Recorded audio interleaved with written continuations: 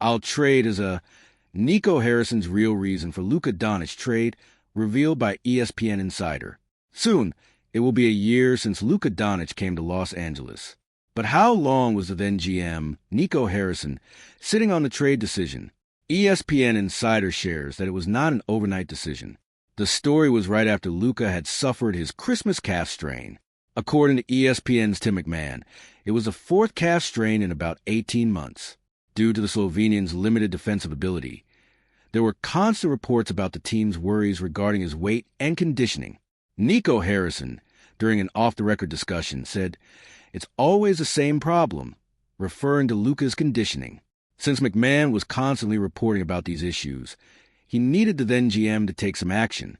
"So, if you want to complain about his conditioning, put your name on it," said McMahon. "So, what are you going to do about it?" "And I swear to you," Nico said, "if I got to trade him, I'll trade as a..."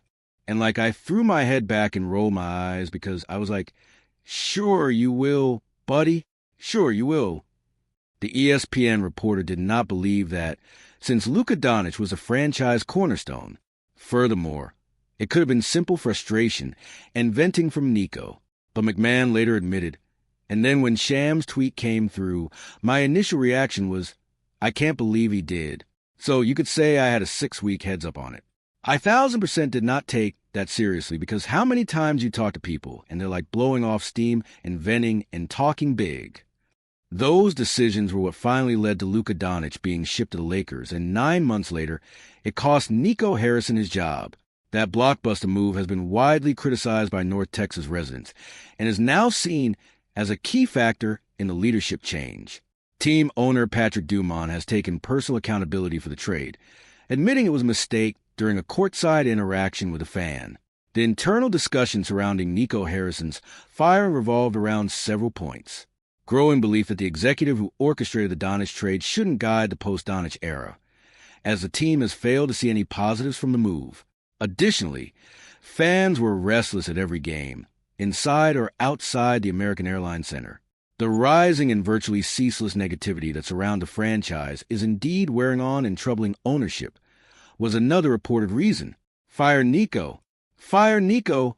chants were heard, and then the front office decided to cut their ties. Another Nico Harrison trade decision that continues to haunt the Dallas Mavericks. The team had a disappointing 3-8 start to the season, and a loss of confidence within the Mavs' top office led to Harrison's firing in early November.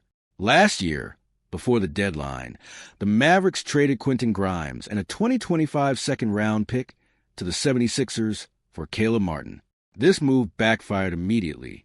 In just 28 games last year for the 76ers, Grimes started 25 of them and had a career-high average of 21.9 points. On the other hand, Dallas drew the short straw.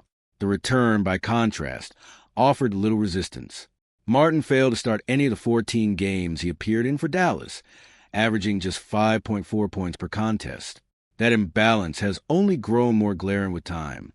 Earlier this season, Grimes torched the Mavericks once again at the American Airlines Center, his second such performance there since joining Philadelphia, while Martin was virtually invisible, logging only 4 minutes in what has become a familiar pattern during his brief stint in Dallas. Altogether, Grimes has now totaled 47 points across 2 games in Dallas as a 76er, a recurring reminder of what the Mavericks let slip away. It's why the criticism has sharpened in hindsight. Harrison either should have extended Grimes over Jaden Hardy, or simply exercised patience and waited out Grimes' restricted free agency instead of forcing a deal that tilted so heavily in the wrong direction.